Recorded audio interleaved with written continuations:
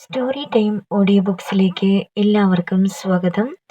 മല്ലിക യൂനിസ് എഴുതിയ നോവൽ ഇടനാഴിയുടെ അവസാനം, അധ്യായം 18. 10-20 ദിവസങ്ങൾ കഴിഞ്ഞപ്പോൾ ഇന്ദുവിൻ്റെ കത്ത് കിട്ടി. നാട്ടിൽ നിന്നായിരുന്നു. തൻ്റെ ഗതി അവൾക്കും സംഭവിച്ചിരിക്കുന്നു. മുന്നറിയിപ്പ് ഉണ്ടായിരുന്നതുകൊണ്ട് തനിക്കുണ്ടായതുപോലെ വിഷമമൊന്നും തോന്നിയില്ല. പകരം വന്നത് ഒരു രാമചന്ദ്രൻ, തൃശ്ശൂർക്കാരൻ. അയാൾ നിന്റെ സ്കൂളിനടുത്തെവിടെയോ വർക്ക് ചെയ്യുകയായിരുന്നു. എംപ്ലോയ്മെന്റ് ഹാൻഡായി. സ്ഥാനമൊഴിഞ്ഞു കൊടുത്തിട്ട് 2 ആഴ്ചയായി പോലും. നിന്നെ അറിയാമെന്നും പറഞ്ഞു. സുന്ദരിയായതുകൊണ്ടാവും. ഇല്ലേ? ഇനി എന്താണ് പ്ലാൻ? കണ്ണൂരിന് അനക്കമൊന്നുമില്ലല്ലോ. ഇനിയൊരു ടെസ്റ്റ്, അത് കഴിഞ്ഞ് ഇന്റർവ്യൂ എന്ന പ്രഹസനം. ചുരുങ്ങിയത് 3 വർഷമെങ്കിലും പിടിക്കുമായേ. അതുവരെ കാത്തിരുന്ന് നമ്മുടെ ജന്മവും പാഴായിപ്പോകും. ഞാൻ സാബുവേട്ടനോട് പറഞ്ഞിരിക്കുകയാണ്, എങ്ങനെയെങ്കിലും ഒരു ജോലി വാങ്ങിത്തരാൻ. ചെലവ് കാശ് കിട്ടിയാൽ മതി. ബാക്കി മുതലാകുന്നതുവരെ പിടിച്ചോട്ടെ. സ്ഥിരമായൊരു ജോലിയാവുമല്ലോ.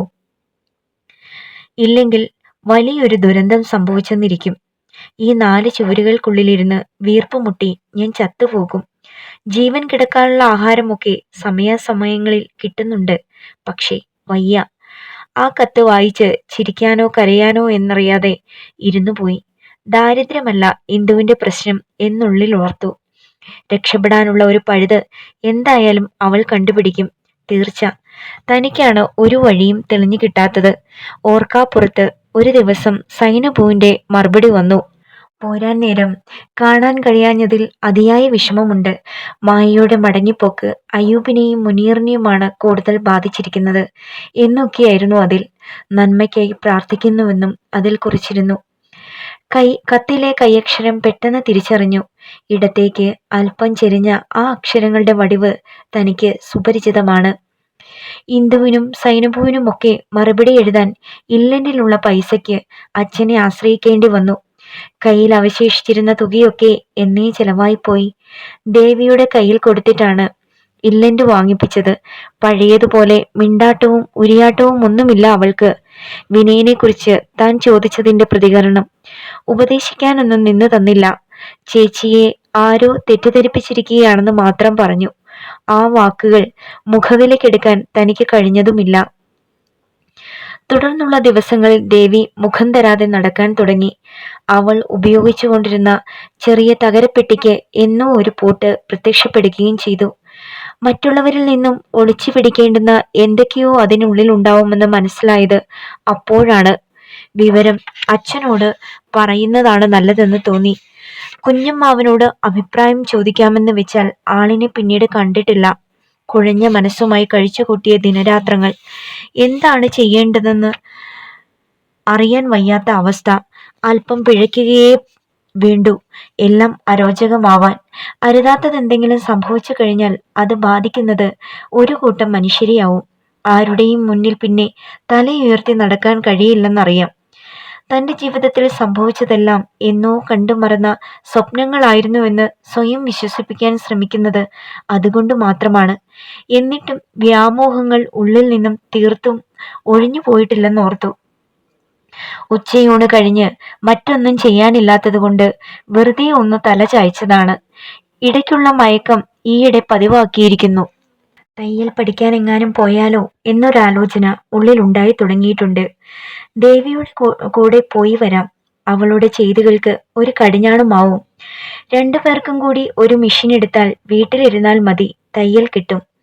മെഷീൻ വാങ്ങാൻ ബാങ്കിൽ നിന്ന് ലോൺ കൊടുക്കുന്നുണ്ടെന്ന് കുഞ്ഞമ്മാവൻ പറഞ്ഞു തോർത്തു. സർക്കാർ ജോലിയുള്ളവരാരെങ്കിലും ജാമ്യം നിൽക്കണം.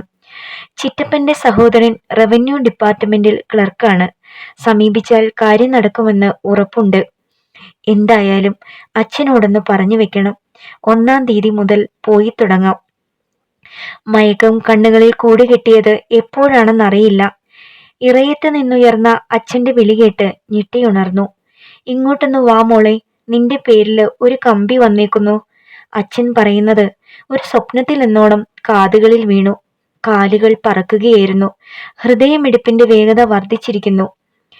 തിണ്ണക്കരികിൽ ടെലഗ്രാം കൊണ്ടുവന്ന ശിപ്പായി അക്ഷമയോടെ നിന്നിരുന്നു.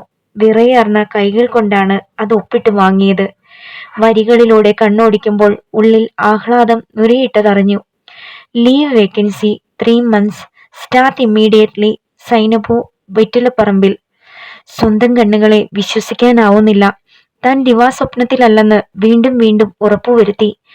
എന്താ മോളെ അതില് പറഞ്ഞിരിക്കുന്നത്? അച്ഛൻ തന്റെ മുഖത്തേക്കും കടലാസിലേക്കും മാറി മാറി നോക്കുന്നു. ഒരു ജോലിയുടെ കാര്യമാണച്ഛാ. നേരത്തെ കിട്ടിയതുപോലെ. മനസ്സ് ധൃതിയിൽ കണക്കുകൂട്ടി. 3 മാസത്തേക്കാണെങ്കിൽ ഏപ്രിൽ 30 വരെ തനിക്ക് തുടരാൻ കഴിയും.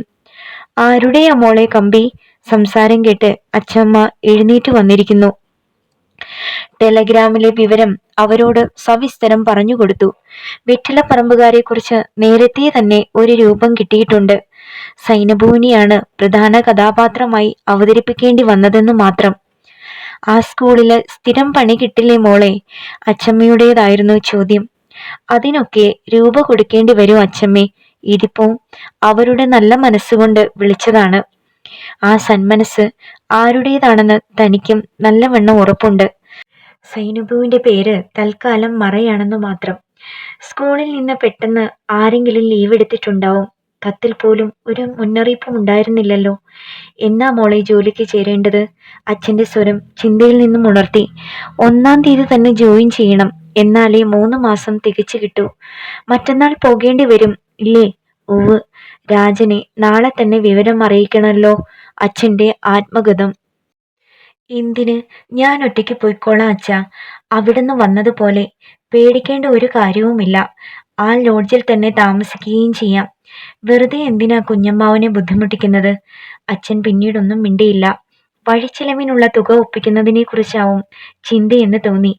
ചുവരിൽ തൂക്കിയിട്ടിരുന്ന എയർ ബാഗ് എടുത്ത് പൊടിയും മാറാലും തട്ടിക്കളഞ്ഞു. ആവശ്യമുള്ള സാധനങ്ങളൊക്കെ പെറുക്കി വെക്കുന്നതിനിടയിൽ സുമയും ശ്യാമും സ്കൂൾ വിട്ടു വന്നു. ചേച്ചി പിന്നെയും പോവുകയാണോ? ശ്യാമിന്റെ മുഖം വാടി. സുമയുടെ ഭാവവും മാറിയിരുന്നു. അവരെ കാര്യം പറഞ്ഞ് മനസ്സിലാക്കാൻ കുറച്ചൊന്ന് പാടുപെടേണ്ടി വന്നു.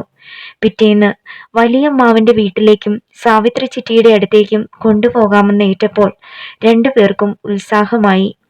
രാവിലെ കൊണ്ടുപോകാനുള്ള തുണിയൊക്കെ നനച്ചിട്ട് കഴിഞ്ഞാണ് യാത്ര പുറപ്പെട്ടത്. വലിയമ്മാവനെയും ചിറ്റയെയും നേരിൽ കണ്ടു. വഴിച്ചിലവിനുള്ള തുക ചിറ്റയുടെ കയ്യിൽ നിന്നും കടം വാങ്ങി. രാത്രി ഏറെ ചെന്നു കഴിഞ്ഞാണ് വിവരമറിഞ്ഞ് കുഞ്ഞമ്മാവൻ ഓടിയെത്തിയത്. പിറ്റേന്ന് ബസ് കയറ്റിവിടാൻ ഒപ്പം വരികയും ചെയ്തു. ദേവിയുടെ കാര്യം അച്ഛനെ അറിയിക്കുവാനുള്ള ഭാരം കുഞ്ഞമ്മാവനെ തന്നെ ഏൽപ്പിച്ചു.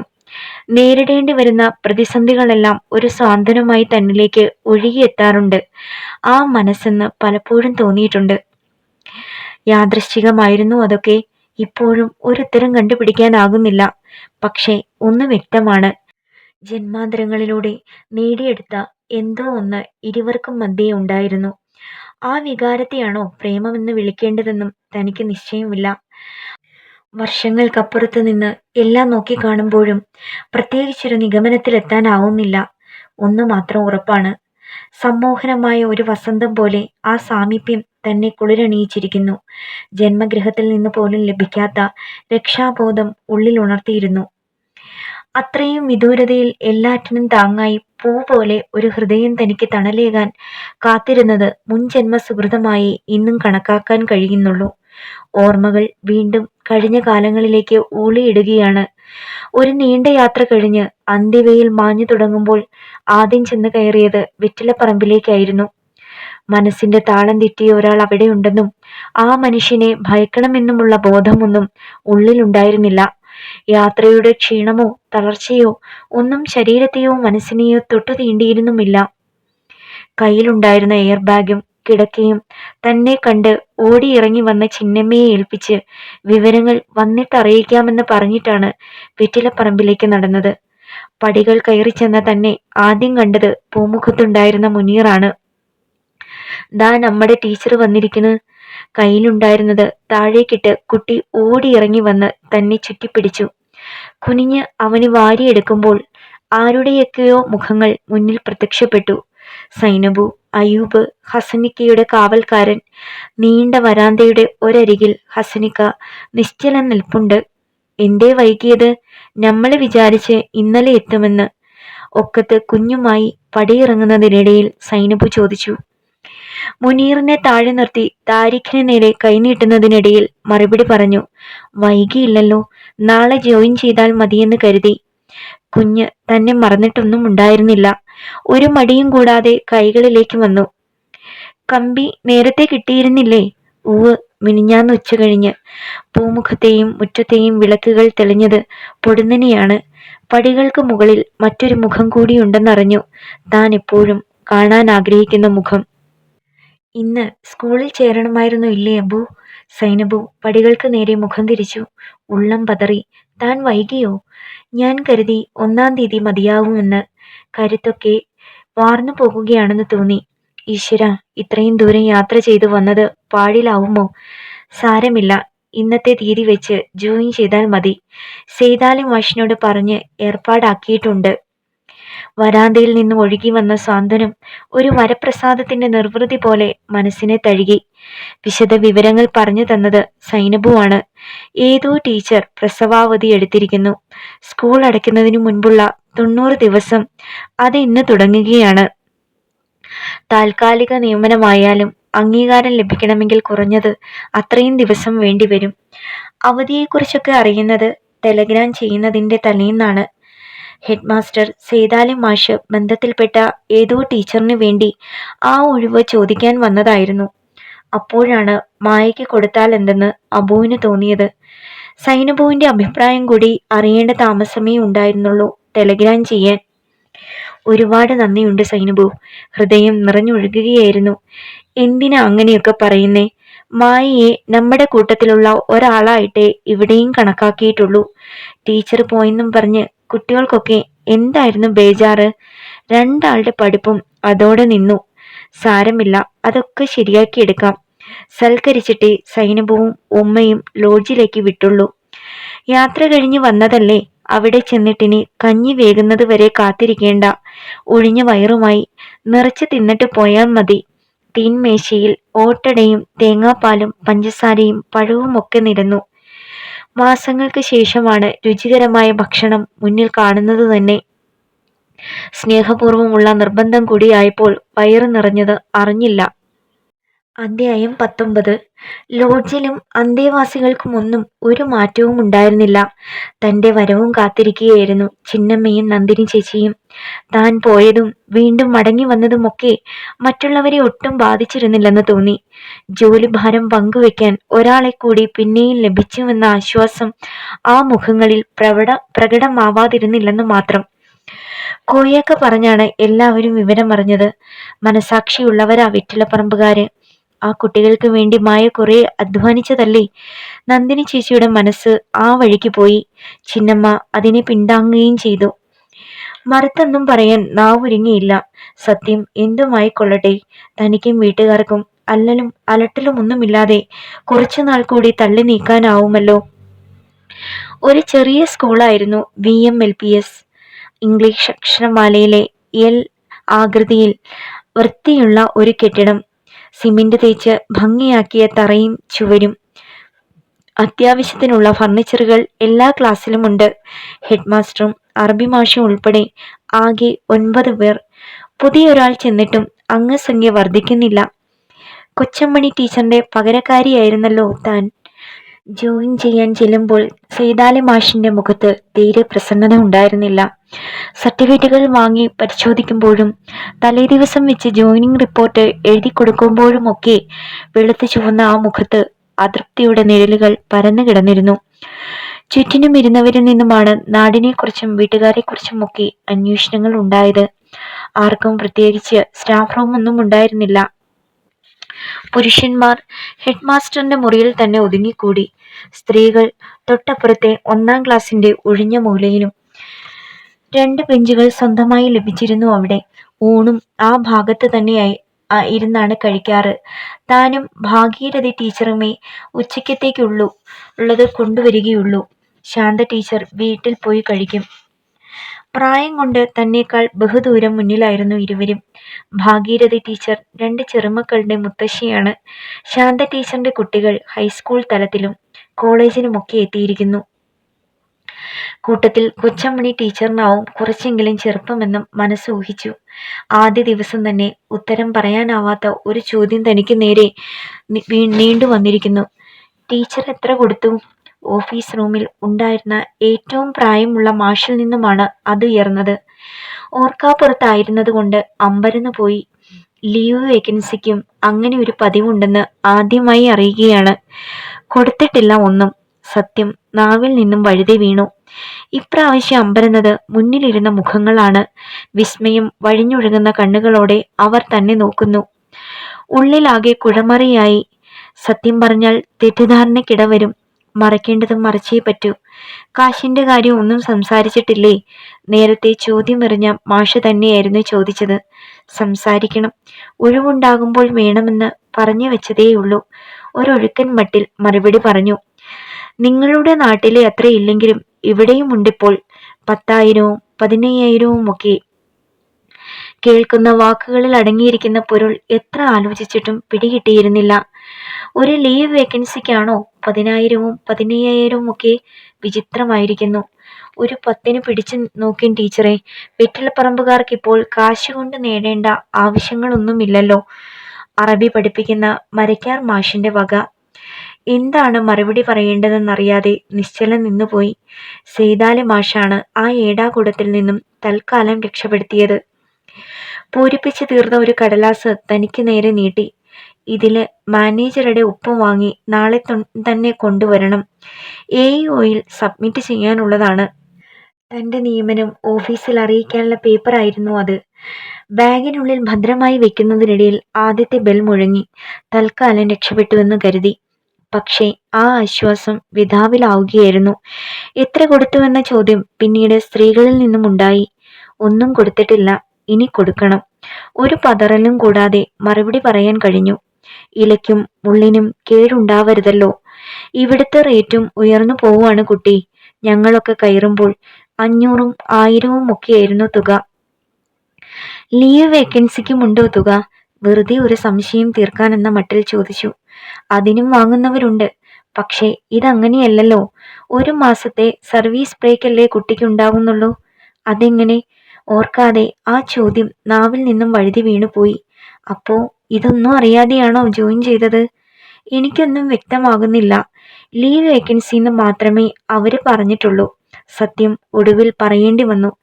ചുമ്മാതല്ല, തുകയുടെ കാര്യമൊന്നും സംസാരിക്കാഞ്ഞതല്ലേ. കുട്ടിക്ക് വേണമെങ്കിൽ ബാപ്പൂട്ടി മാഷ് പിരിയുന്ന ഒഴിവിൽ തുടരാം. ഈ ഏപ്രിൽ 30-നാണ് മാഷ് റിട്ടയർ ചെയ്യുന്നത്. കല്ലും നെല്ലും വേർതിരിഞ്ഞു കിട്ടുകയായിരുന്നു. ഇപ്പോ കയറിയതുകൊണ്ട് ഇനി വരുന്ന ഏതൊഴിവിനും മായയ്ക്കാണ് ക്ലെയിം. ശാന്ത ടീച്ചറിന്റെ വിശദീകരണം. ഇനിയിപ്പോ കുട്ടി ഒന്നും കൊടുത്തില്ലെങ്കിലും ബാപ്പൂട്ടി മാഷിന്റെ ഒഴിവ് വേണോന്ന് പറഞ്ഞാൽ കിട്ടും. പുറമേന്ന് നിയമിക്കാൻ മാനേജർക്കാവൂല. മനസ്സ് വ്യാകുലപ്പെടുകയായിരുന്നു. ഇങ്ങനെ ഒരു പഴുത് കിടന്നിരുന്നുവെന്നത് അബുവിന് അറിയില്ലെന്ന് വരുമോ? എത്ര ആലോചിച്ചിട്ടും ഒരെത്തും പിടിയും കിട്ടാതെ വരുന്നു. സത്യസ്ഥിതി ആരോടും തുറന്നു പറയാനും വയ്യെന്നായിരിക്കുന്നു. കണ്ടിന്യൂ ചെയ്യണോന്നുള്ളത് തീരുമാനിച്ചിട്ടില്ല. സ്കൂള് തുറക്കുമ്പോൾ നാട്ടില് ചിലപ്പോൾ ജോലി ശരിയായിന്ന് വരും. എങ്ങും തൊടാത്ത മട്ടിൽ ഭാഗീരഥി ടീച്ചറിനോട് പറഞ്ഞു വെച്ചു. പക്ഷേ അതും പുലിവാലാകുമെന്ന് അപ്പോഴൊന്നും ഓർത്തില്ല. സ്കൂൾ മാനേജർ ഒപ്പിടേണ്ടുന്ന കടലാസുകളൊക്കെ സെയ്താലവി മാഷ് തന്നെ ഏൽപ്പിക്കുക പതിവായി. ഞാനിനി അത്രയിടം നടന്ന് ബുദ്ധിമുട്ടേണ്ടുന്ന കാര്യമില്ലല്ലോ. ആ പയ്യനാണെങ്കിൽ വല്ലപ്പോഴുമായി ഈ പടി ചവിട്ടുന്നത്. അബുവിനെ കുറിച്ചായിരുന്നു അതെന്ന് തോന്നി. ഇഷ്ടക്കാരിൽ ആർക്കോ ജോലി വാങ്ങിക്കൊടുക്കാൻ പറ്റാത്തതിന്റെ അമർഷം തന്നോട് തീർക്കുകയായിരുന്നു മാഷ്. ഒരിടത്ത് വെറുതെ ഇരിക്കാൻ അനുവദിക്കില്ല. ആഴ്ചയിൽ ആകെ ഒഴിവ് കിട്ടുന്നത് 3 പീരീഡാണ്. ആ സമയത്ത് എന്തെങ്കിലും എഴുതാൻ ഏൽപ്പിക്കും. അല്ലെങ്കിൽ അദ്ദേഹം എടുക്കേണ്ടുന്ന പാഠം പഠിപ്പിക്കാൻ ചുമതലപ്പെടുത്തും. മുഖം കറുത്തൊരക്ഷരം പറയാതെ എല്ലാം അനുസരിക്കുകയായിരുന്നു. ആഴ്ചയിൽ ഒരിക്കലെങ്കിലും മാനേജർ ഒപ്പിടേണ്ടുന്ന കടലാസുണ്ടാവും തന്റെ ബാഗിൽ. മിക്കവാറും അയ്യൂബിനെ കൊണ്ടാണ് കാര്യം സാധിക്കുക. എന്നും അവിടേക്ക് കയറി ചെല്ലാൻ എന്തുകൊണ്ടോ മനസ്സു മടിച്ചു. ചെന്നാൽ സൽക്കരിക്കാതെ സൈനബു വിടില്ല. ഹസനിക്കയുടെ മുന്നിലൂടെ വേണം പോയി വരാനും. നോട്ടക്കാരൻ അടുത്തൊന്നുമില്ലെങ്കിൽ തന്റെ കാലുകൾക്ക് വിറയൽ ബാധിച്ചെന്നിരിക്കും. ഒരു വൈകുന്നേരം നിവൃത്തിയില്ലാതെ സെയ്താലി മാഷ് കയ്യിലേൽപ്പിച്ച കടലാസുമായി ചെല്ലേണ്ടി വന്നു. മെസ്സുള്ള ദിവസമായിരുന്നതുകൊണ്ട് കുട്ടികൾ പഠിക്കാൻ വരില്ലെന്ന് അറിയാം. പിറ്റേന്ന് തന്നെ AUയിൽ കൊടുക്കേണ്ട പേപ്പറാണെന്ന് മാഷ് പ്രത്യേകം ഓർമ്മിപ്പിച്ചിരുന്നു. പടിപ്പുരയുടെ മുന്നിലൂടെയായിരുന്നില്ലല്ലോ തന്റെ പോക്കും വരവും. സ്കൂൾ മാറിയപ്പോൾ വഴിയും മാറിയിരുന്നു. ലോഡ്ജിലുണ്ടായിരുന്നവർ സദാ പോയിക്കൊണ്ടിരുന്ന വഴിച്ചാൽ തന്നെയാണ് തനിക്കും ചവിട്ടേണ്ടിയിരുന്നത്. റോഡിലിറങ്ങിയാൽ ആദ്യം ഹൈസ്കൂൾ, പിന്നെ 4-5 ഫർലോങ് കൂടി ദൂരമുണ്ടാകും VMLPSലെത്താൻ. എന്നാലും താൻ പണ്ട് നടന്നിരുന്നതിന്റെ പകുതി പോലും ആവുന്നില്ല. സൈനബുവിനെ കാണുന്നതും വല്ലപ്പോഴുമാണ്. സമയവും സൗകര്യവും ഉള്ളപ്പോൾ വെറ്റിലക്കൊടികളുടെ ഇടയിലൂടെ നടന്ന് പറമ്പിനരികിൽ വന്നു നിൽക്കും. കുശലാന്വേഷണങ്ങളൊക്കെ അപ്പോഴാണ് ഉണ്ടാവുക. അന്ന് ലോഡ്ജിലെത്തി കാപ്പി തയ്യാറാക്കി കഞ്ഞിക്കുള്ള അരിയും അടുപ്പത്തിട്ടതിന് ശേഷമാണ് ബാഗിൽ നിന്നും കടലാസ് എടുത്ത് പടിയിറങ്ങിയത്. യമുനയും കൂട്ടരും തനിക്ക് മുൻപേ എത്തുമെങ്കിലും അടുക്കള വശത്തേക്ക് തിരിഞ്ഞു നോക്കാറില്ല. തനിക്കും ചിന്നമ്മയ്ക്കും മെസ്സിന്റെ ചുമതല വരുന്ന ദിവസം മാത്രമേ പ്രത്യേകത ഉണ്ടാവുകയുള്ളൂ. മറ്റു ദിവസങ്ങളിൽ താൻ എത്തുമ്പോഴേക്കും കാപ്പിക്കുള്ള വെള്ളം തിളച്ചിരിക്കും. ഒന്നും കാര്യമായി എടുക്കാത്തതുകൊണ്ട് മനശല്യത്തിന് ഇടവരാറില്ല. അല്ലെങ്കിലും മനസ്സ് പുണ്ണാക്കാൻ വേണ്ടുവോളം സ്വകാര്യ വ്യതകളും ഉണ്ടായിരുന്നുവല്ലോ. പടികൾ കയറി ചെല്ലുമ്പോൾ ഹസനിക്ക പതിവ് പോലെ ഉമ്മറത്തുണ്ട്. നെഞ്ചിൽ ഇരു കൈകളും പിണച്ചു കെട്ടി നിൽക്കുകയാണ്. നോട്ടം എങ്ങും ഉറയ്ക്കുന്നില്ല. ആ കാഴ്ചപ്പാടിലൊന്നും താൻ പെട്ടിട്ടില്ലെന്ന് തോന്നി. അതൊരു വലിയ ആശ്വാസമാവുകയും ചെയ്തു. നോട്ടക്കാരൻ തൊട്ടടുത്ത് തോണും ചാരിയിരുന്ന് ബീഡി വലിക്കുന്നു. അയാൾ ആകെ ഒന്ന് മിനുത്തിട്ടുണ്ട്. ശ്വാസം അടക്കി പിടിച്ചുകൊണ്ട് പിന്നമ്പുറത്തേക്ക് ചെന്നു. ചിന്നമ്മയും ചേച്ചിയും വരുന്നതിനു മുമ്പ് കാര്യം സാധിച്ചു മടങ്ങണം. പകലിന്റെ മുഖവും വിളർത്തു തുടങ്ങിയിരിക്കുന്നു. കൽമേയിയാണ് ആദ്യം എതിരേറ്റത്. ഒക്കത്ത് താരിഖും. സൈനബു കുട്ടികളെയും കൂട്ടി കുളിക്കാനിറങ്ങി. കിണറ്റുകര ശൂന്യമാണ്. കുളത്തിലേക്കാവും പോയിരിക്കുന്നത്. മോട്ടോറിൽ തീരെ വെള്ളം കയറുന്നില്ലെന്ന് എപ്പോഴോ സൈനബു പറഞ്ഞതോർത്തു. അത് കാരണം വെറ്റിലപ്പറമ്പുകാരും കുളിയും നനയും കുളത്തിലാക്കിയിരുന്നു. കഴിയുന്നതും ലോഡ്ജിലെ അന്തേവാസികളുടെ സൗകര്യത്തിന് ഭംഗം തട്ടാതെയാണ് ആ പോക്കും വരവുമൊക്കെ. ഇരു കൂട്ടരും ഒരിക്കൽ പോലും കുളക്കരയിൽ വെച്ച് കണ്ടുമുട്ടിയിട്ടില്ല. ആ കാര്യത്തിലും മറ്റുള്ളവരുടെ സ്വാതന്ത്ര്യത്തിനാണ് അവിടുള്ളവർ മുൻതൂക്കം കൊടുത്തിരിക്കുന്നത്. ടീച്ചർ എന്താ വന്ന കാലേ നിൽക്കുന്നേ? കയറി കുത്തിയിരിക്കീൻ. കൽമയി ആദിത്യം മരുളാനൊരുങ്ങി. എനിക്ക് ഈ കടലാസ് ഒന്ന് ഒപ്പിടിയിക്കണമായിരുന്നു. നമ്മൾ അബുവിനെ വിളിക്കാം. അവർ അകത്തേക്ക് പോകുന്നതിന് മുൻപ് താരിഖിനെ എടുത്തു. ദിവസങ്ങളാകുന്നു കുട്ടിയെ കയ്യിൽ കിട്ടിയിട്ട്. പറമ്പിനരികിൽ വന്നു നിൽക്കുമ്പോൾ സൈനബുവിന്റെ ഒക്കത്തിരുന്ന് കുഞ്ഞിരിപ്പല്ലുകൾ കാട്ടിച്ചിരിക്കാറുണ്ട്. വാരിയെടുക്കാൻ പലപ്പോഴും കൈകൾ തരിക്കും. ഇരുവർക്കും മധ്യേയുള്ള വെട്ടുവഴി ഒരു വലിയ തടസ്സമായി മാറുന്നു. ഈയിടെ കുഞ്ഞ് നടന്നു തുടങ്ങിയിട്ടുണ്ടെന്ന് സൈനബു പറഞ്ഞിരുന്നു. തിണ്ണയിൽ നിർത്തി നോക്കി.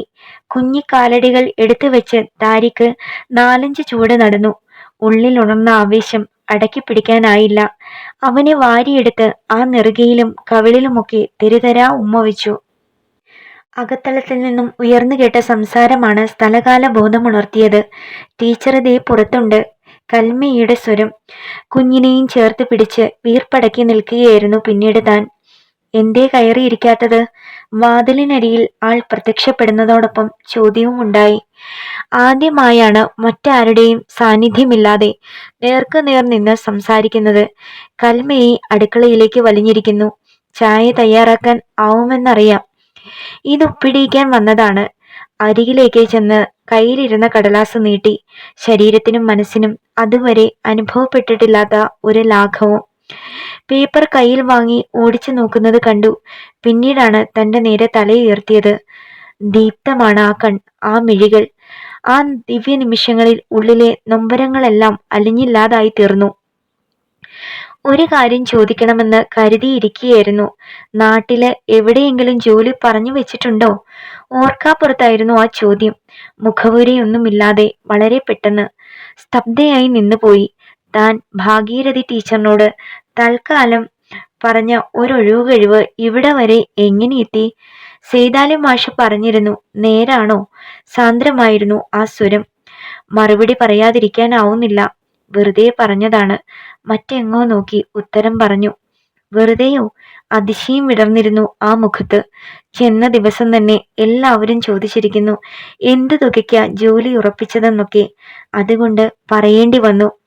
തന്റെ മുഖത്തേക്ക് ഉറ്റുനോക്കി നിൽക്കുകയാണ് ആൾ. ആ നോട്ടം നേരിടാനാവുന്നില്ല. മിഴികൾ നിലത്തേക്ക് താഴ്ത്തി. അപ്പോൾ നാട്ടിലെ ജോലി തൽക്കാലം കെട്ടിച്ചമച്ചതാണല്ലേ? ഉവ്, ഞാൻ കാരണം ഇനി ഒരു ബുദ്ധിമുട്ടുണ്ടാവരുതെന്ന് കരുതി. സത്യം മറയ്ക്കാനാവുന്നില്ല. ബുദ്ധിമുട്ട് ഇനി ഉണ്ടാവില്ല. ആരെങ്കിലും ചോദിച്ചാൽ പറഞ്ഞോളൂ, 10,000 തരുന്നുണ്ടെന്ന്. എന്നോട് ചോദിക്കുന്നവരോടും അങ്ങനെ പറയാൻ പോവുകയാണ്. കേൾക്കുന്ന വാക്കുകൾ ഉള്ളിൽ വിസ്മയം ഒന്നും ഉണർത്തിയില്ല. മനസ്സിന്റെ ഉള്ളറകളിൽ എവിടെയോ അങ്ങനെയൊരു പ്രത്യാശ വേരോടി കിടന്നിരുന്നു. പക്ഷേ അത്രയും ഒരു തുക. വാക്കുകൾ അർത്ഥോക്തിയിൽ നിന്നു. തരേണ്ടെന്ന് കൂട്ടിക്കോളൂ. ദൃഢമായിരുന്നു ആ സ്വരം. ഞാൻ കാരണം ഒരു വലിയ നഷ്ടമുണ്ടാവുകയാണ്. പറയാതിരിക്കാൻ കഴിഞ്ഞില്ല. ഇതുവരെ ലാഭമൊന്നും ഉണ്ടായിട്ടില്ല, അറിയാലോ. സംഭാഷണം ചെന്ന് നിന്നത് ദുഃഖസത്യങ്ങളുടെ നേർക്കാണ്. തുടർന്ന് എന്താണ് പറയേണ്ടതെന്നറിയാതെ നിശ്ചലം നിന്നു. കൽമയെ ഇതിനകം ചായയുമായി വന്നിരുന്നു. അത് വാങ്ങി കുടിക്കുന്നതിനിടയിൽ പേപ്പർ ഒപ്പിട്ട് കൊണ്ടു തരികയും ചെയ്തു. ഒരു നന്ദിവാക്ക് പറയാൻ അപ്പോഴും താൻ ബാക്കിയിട്ടു. അധ്യായം 20. എല്ലാം ഒരു സ്വപ്നം പോലെ തോന്നുന്നു ഇപ്പോഴും. ഒരു ജോലിക്ക് വേണ്ടി ആ നാട്ടിലെത്തപ്പെട്ടതും വെറ്റിലപ്പറമ്പുകാരുമായി സൗഹൃദം സ്ഥാപിക്കാൻ ഇടവന്നതുമൊക്കെ ഒരു നിയോഗമായിരുന്നുവോ?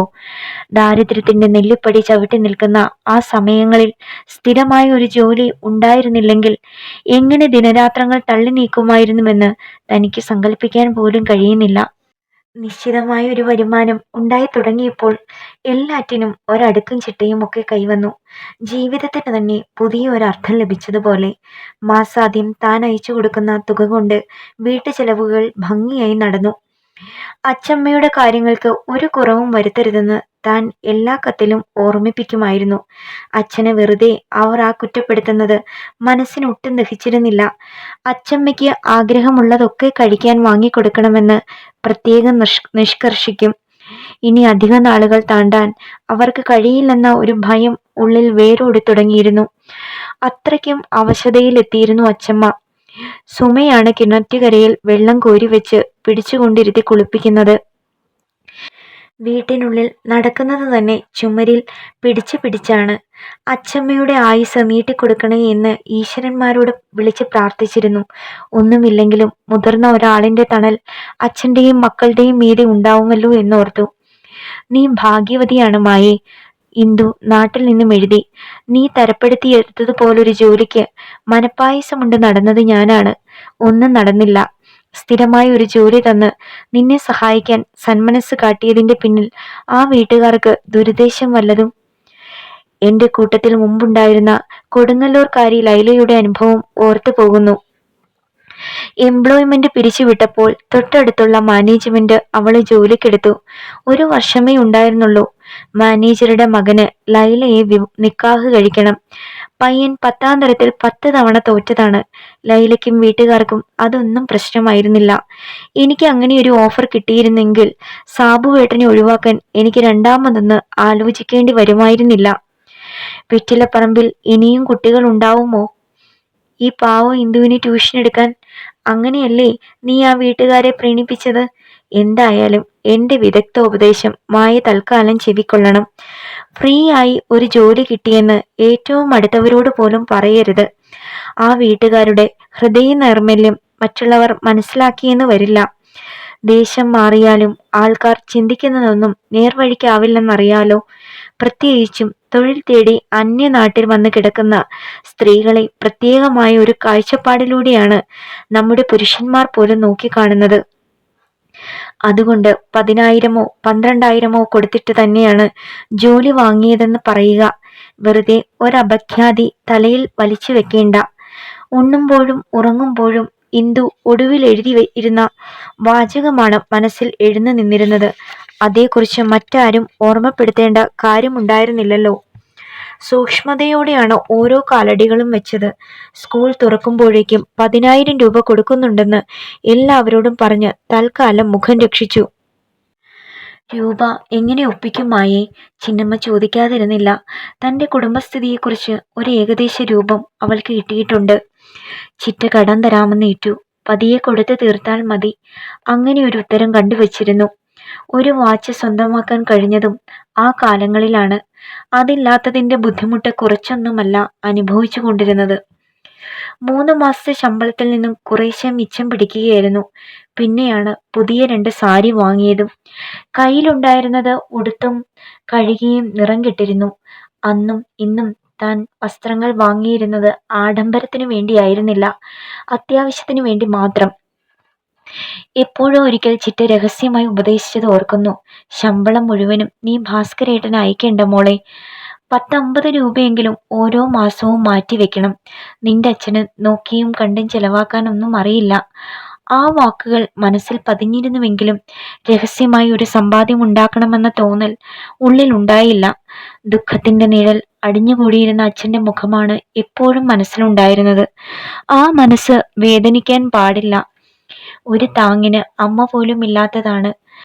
വീട്ടു ചെലവുകളും അച്ഛമ്മയുടെ കാര്യങ്ങളും മുറതെറ്റാതെ നടന്നുപോയാൽ അച്ഛന് കുറച്ചെങ്കിലും ആശ്വാസമാകും. അതാണ് താൻ ആഗ്രഹിച്ചതും. സമ്പാദ്യങ്ങളൊന്നും ഇല്ലെങ്കിലും അല്ലലും അലട്ടലുമില്ലാതെ കാര്യങ്ങൾ നടന്നു പോകണം. എന്നിട്ടും എന്തേ ഉണ്ടായത്?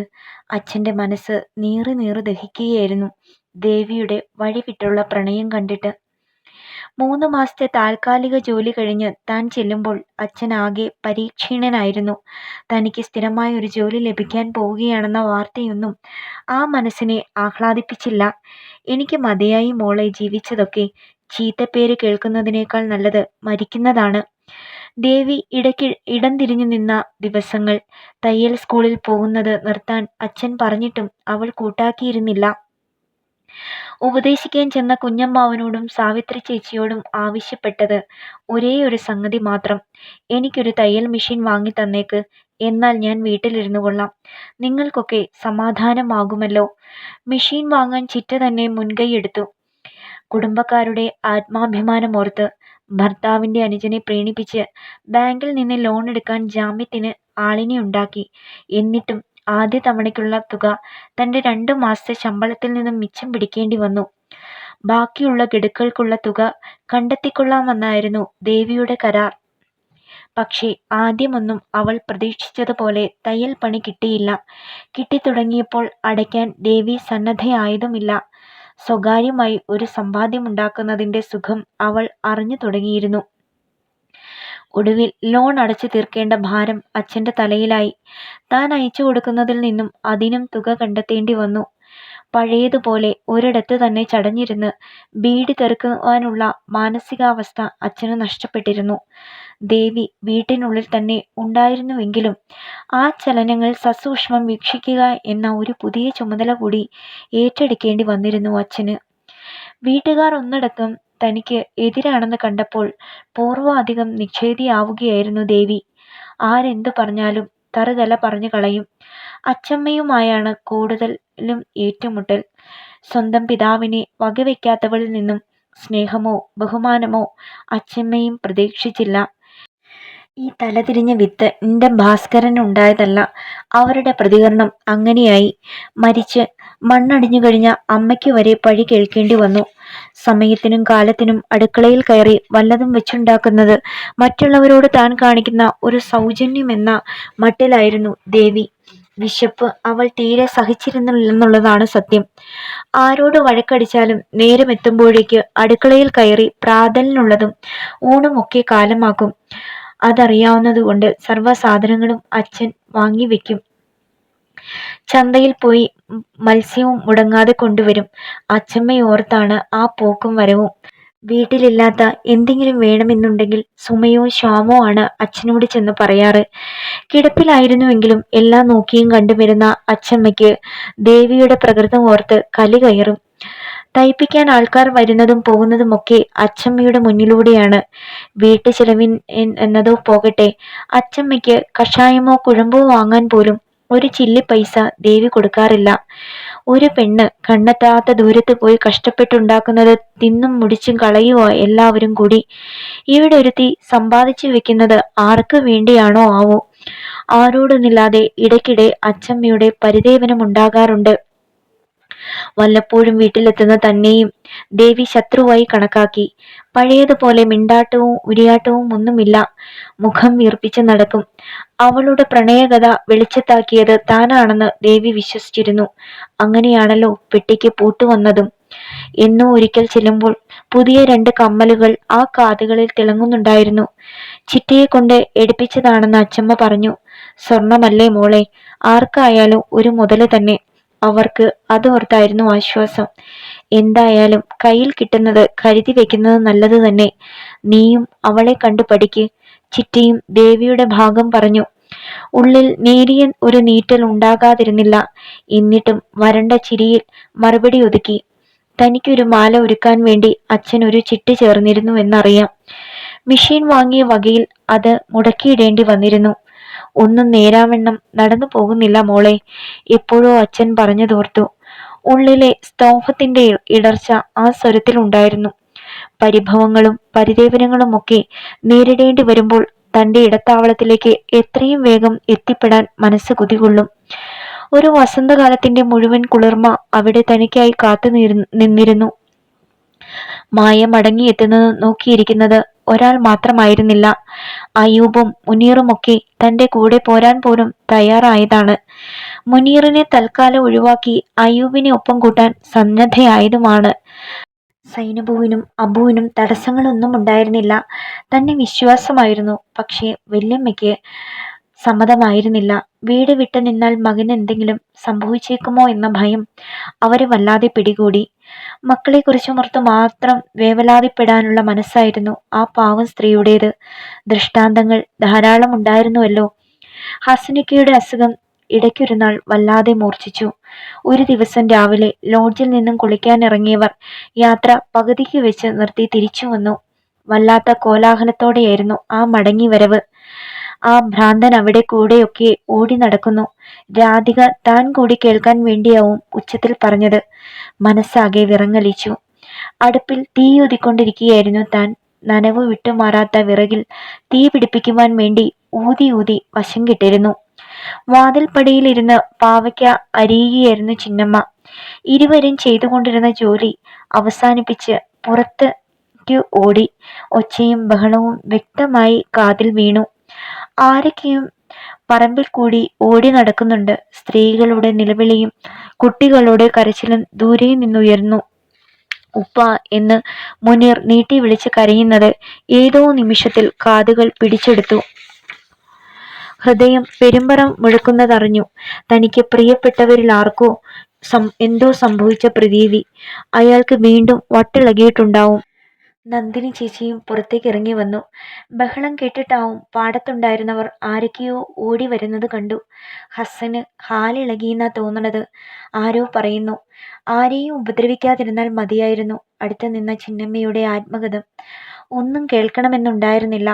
ബക്കറ്റുകളുമായി പുറത്തേക്ക് ഇറങ്ങി വന്ന രാധികയുടെ മുഖത്ത് പരിഹാസച്ചിരി. ഇങ്ങനെ ഓടി നടന്ന് ആൾക്കാരെ പേടിപ്പിക്കാതെ ചങ്ങലയിലെങ്ങാനും പൂട്ടരുതോ ഈ കൂട്ടർക്ക്? എത്ര അനായാസമായി ആ വാക്കുകൾ ഉരുവിടാൻ ആ നാവിന് കഴിഞ്ഞു. ചെവിയോർത്ത് നിൽക്കെ ശബ്ദങ്ങളൊക്കെ അടങ്ങി. കുട്ടികളുടെ കരച്ചിലും. എന്നിട്ടും മനസ്സിന് പിടച്ചിൽ അവസാനിച്ചിരുന്നില്ല. അന്വേഷിച്ച് ചെല്ലാൻ ഉള്ളം ധൃതി കൂട്ടിയിരുന്നു. പക്ഷേ കഴിഞ്ഞില്ല. അടുക്കള ചുമതലയുള്ള ദിവസമായിരുന്നതുകൊണ്ടല്ല, ധൈര്യക്കുറവുകൊണ്ടാണ്. അന്ന് കുട്ടികളും വരില്ലെന്നറിയാം. എന്താണ് സംഭവിച്ചതെന്നറിയാൻ പിറ്റേന്ന് വൈകുന്നേരം വരെ കാത്തിരിക്കേണ്ടി വന്നു. ഉണ്ടായതിനെക്കുറിച്ച് കേൾക്കേണ്ടി വന്നപ്പോൾ മനസ്സും ശരീരവും അടിമുടി വിറകൊള്ളുകയും ചെയ്തു. അടുത്ത ഭാഗം നാളെ.